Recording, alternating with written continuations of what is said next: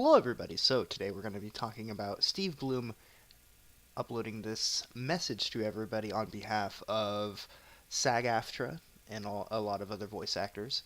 And first, we're going to take a look at his resume, just so you know what kind of guy he is. So, we have he first started video games in 1995, The Dig, and all the way to. There's a lot of them here. He claims over 400 because I did listen to it. Mighty Number 9, he plays a character in that. Mortal Kombat 10, like quite a whole bunch of stuff. I'm pretty sure you'll recognize at least one of these games. I recognize many of them, and I think I was mistaken. I was thinking he was somebody else, but he does animation too. It looks like cool, good for him. But let's go ahead and check it out. Hi, my name is Steve Blum. I'm a voice actor. I don't want to waste your time going over my resume. You can look that up if you're interested. I'm sorry I couldn't do a live interview, but I'm in studio today and traveling for the next 4 days. I felt the need to at least make a statement in the wake of what now seems to be a complete breakdown in our interactive agreement negotiations. I'm a working union voice actor with hundreds of credits in this industry. I feel it's my responsibility to say something at this point. I've been doing this for almost 30 years, and until recently I've never spoken out publicly on these kinds of issues. I feel that the truth needs to be heard before the picket lines begin. Now, before I go through a brief summary of what we're asking for, I'd like to mention that my experience of developers, producers, and other creatives in the gaming industry has been based on trust, transparency, and respect. I love the people who create these things, and I'd do anything I could to help improve their working situations if possible. This is not us against them. I consider these people my friends, some of them family. This is about doing the right thing for everyone who works these contracts, not just the privileged few who were able to make their own deals. I personally have been at this long enough that I'm already able to enjoy some of the things we're asking for as a community. I'm speaking out because, as you might know, the Interactive Media Agreement was first negotiated by SAG and AFTRA in the mid-1990s, and this same agreement is still the template we use today, despite radical changes in what we're required to do on set and in the recording studio. This industry has changed dramatically over the last 20 years, and so have the stakes for all concerned. So let me quickly outline what we're asking for. Let me start with vocal stress. This is the thing most important to me personally, because it's clearly a health and safety issue. Currently, by contract, we are required to scream or vocally project at dangerous levels for up to 4 hours at a time. This isn't even regulated in non-union games. Since most games have at the very least a fighting component, it's common and mandatory that we place ourselves in potentially damaging vocally stressful situations. I personally don't do vocally stressful work for more than 2 hours at a time, because at this point in my career I can demand that. I had to, or my career would have been over years ago. SAG-AFTRA has had extensive meetings with throat surgeons, therapists, even OSHA, to clearly define the risks of vocal stress. I've personally lost my voice for over a week on several occasions, passed out from screaming, even thrown up and bled from the throat. And I'm one of the lucky ones who thus far have not sustained permanent damage. There are hundreds of actors who are not able to shut a session down if they're in trouble, and they're in real danger of permanently losing use of their instrument. I know many people who have required surgery and been put out of work for months. Now, all we're asking for is to limit vocally stressful situations to 2 hours at no reduction in pay. It's reasonable, it's fair, and it's been proven to be medically necessary. Another issue is the lack of stunt coordinators on set during performance capture shoots. It's unsafe, period. They're required by contract in film, TV, and many other forms of media, yet somehow our part of the industry has been overlooked. People are getting hurt. This should be a no-brainer, yet they won't even consider it as part of the negotiations. And having a real stunt coordinator there actually improves the movement of the game. The stunts are better, actors learn how to use and wield the weapons correctly. It actually helps it to be a more realistic, immersive experience. The third point is transparency. You wouldn't work on a TV show, commercial, or film without knowing what the project is, what the part you're playing is, and how it fits into the story. Yet, we're asked to do that over and over again in interactive media. We'd also like to know roughly how many sessions we should expect to book on the job. Will there be offensive content? Will the sessions be vocally stressful? Knowing these things in advance actually helps the project by allowing us to prepare properly and to give our agents something realistic to negotiate with. And any claims of proprietary information leaking by giving us this most basic of information is simply moot because we already signed legal non-disclosure agreements. The fourth is compensation. Now, I've worked on about 400 video games in my career. In fact, I hold the Guinness World Record for working on more games than anyone. The reason I have to work on that many is because there is no secondary compensation in our contract. I've worked on games that have grossed in the billions, yet never received an extra dime on the back end. I've been told countless times that there's not enough in the budget to justify paying me more than scale, which is currently $825.50, while I'm standing next to an on-camera celebrity, quote unquote, whose paycheck for the same amount of work that day is in the tens of thousands of dollars. And I've often been asked to do their vocally stressful work as a voice match, again at scale, because they don't have the skills or simply refuse to do it. There is budget when they want what they want. So, we decided to start small and make our request a win-win. After extensive research, we determined that most games turn a profit at 2 million sales. We're asking for a reasonable secondary compensation for every 2 million copies or downloads sold, or 2 million unique subscribers to online-only games with a cap at 8 million units, or subscribers.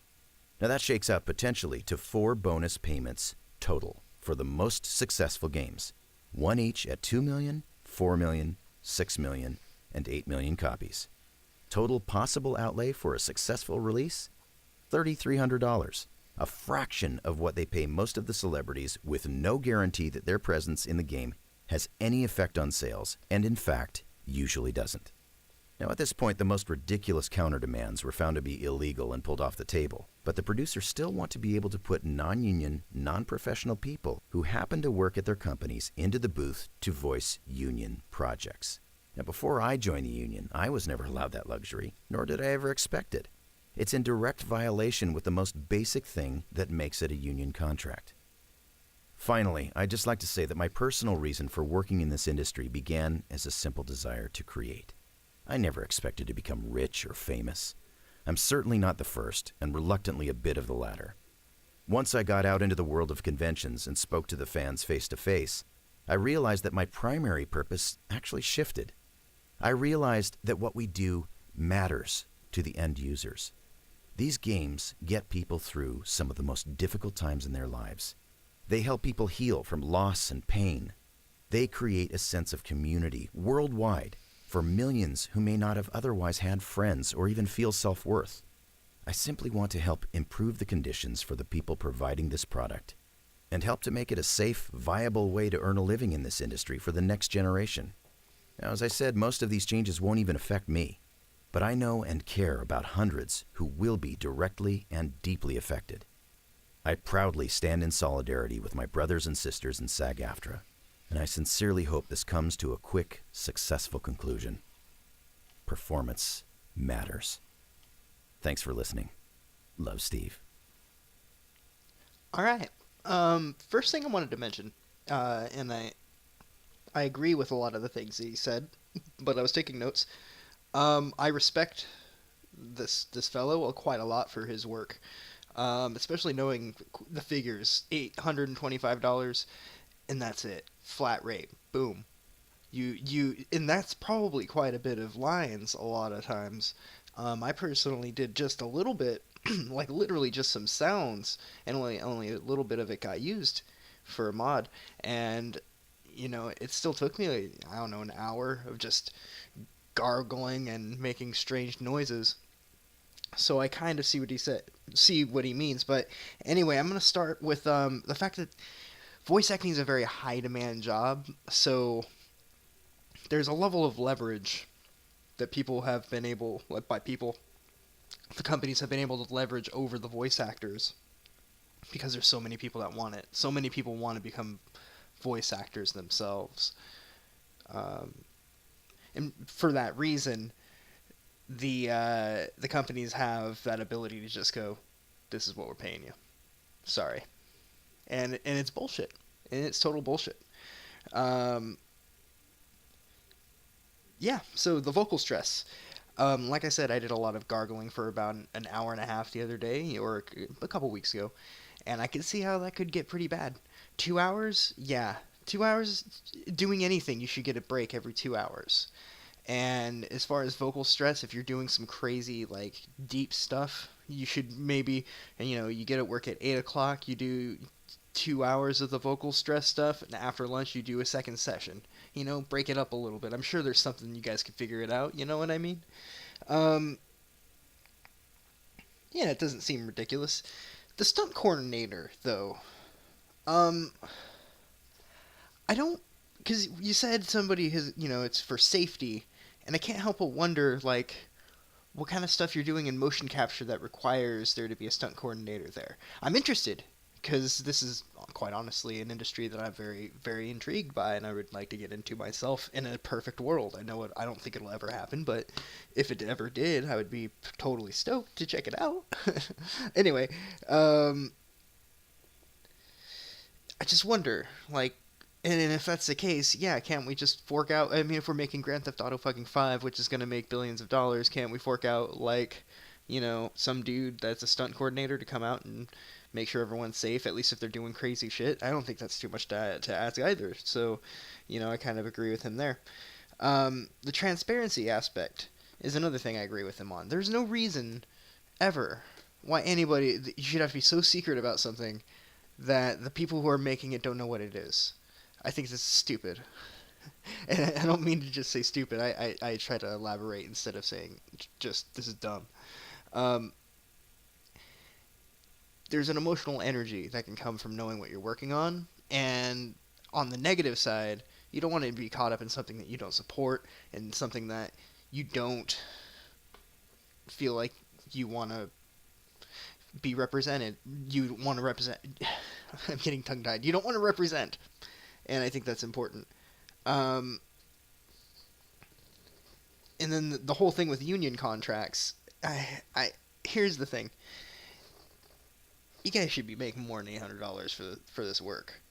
So that your contract hasn't been renegotiated since 1994. Yeah, it definitely needs to be reworked quite a bit. I mean, I think he might have been overselling the whole thing, but I agree with him, and I tend to feel skeptical of unions in general. In fact, I heard about the strike and I was like, hey, this is my chance to get into the voice acting business. Smile, sarcasm. But, I think he kind of sold me on this idea. Like, after he said everything he had to say in that message, and this is on the website, gameactorsforall.com. Let's see, yeah, so it's just kind of an official website. But these are all reasonable things to ask, especially when you're dealing in an industry that makes so much, and we're only talking about 4 incremental amounts of, what do you call it? Like, here, I was thinking about 2 things at once, but what I want to do is best-selling games of all time, right?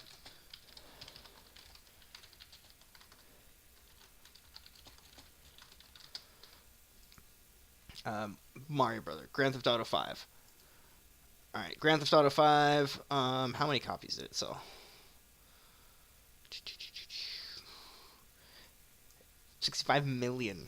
Okay, they're asking for, it caps at 8. Okay, so this would probably cover a lot of the games that they would be working for. Let's try something a little bit more modest. Spec Ops the lines.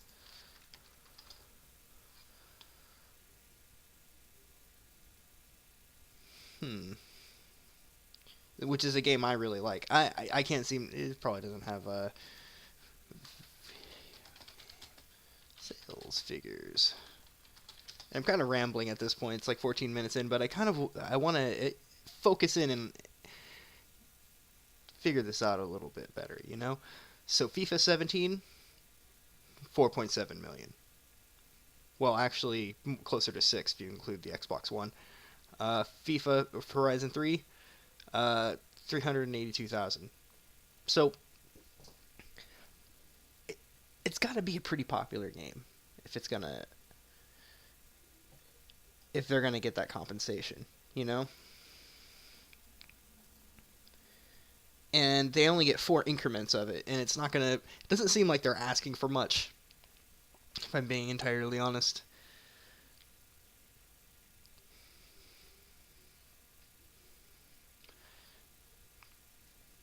Yeah, all the really big selling ones are way over. Okay, here we go. Halo, right? Halo, the very first Halo sold 5 million copies. That's doesn't even hit the cap. Halo 2 hits the cap. But Need for Speed, I'm trying to think of some that had really good, like really elaborate voice acting, and thinking that they only got $825 for that's fucking ridiculous. And pardon my goddamn French. Gears of War 5. So that's the other thing. What was? I'm trying to think of like Oblivion, or that's how they do it. They just have like 100 people contracted to do little bits of it at a time.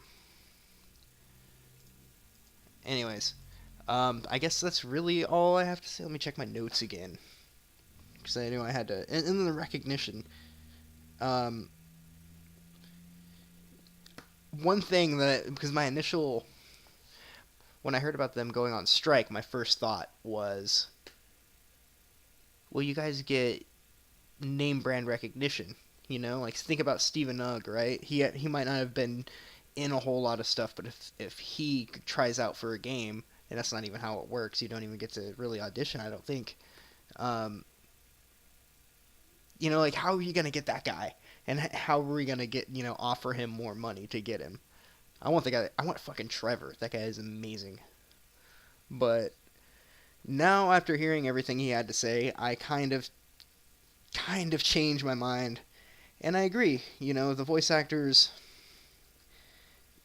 they deserve a little bit better, and actors, voice talent would probably be the best way of saying that. Like I appreciate all the work that they do, and I want to contribute to that one day myself. And yeah, I guess that's all I have to say about that. So, what are your guys' thoughts? This turned out to be a much longer video than I had anticipated, but I ended up really appreciating some of the points he brought up, and also wanted to slightly counter the ones that I mildly disagreed with. But of course, this is coming from somebody who isn't directly in the industry, so I might have misunderstood something, or just talking out of the side of my ass, which is actually totally true. So anyway, yeah, I'd like to see what you guys think about this. And Steve Blum kind of sold me on it, so I'm glad he did this video, or this audio clip rather. And that's it, I guess. I'll see you guys later.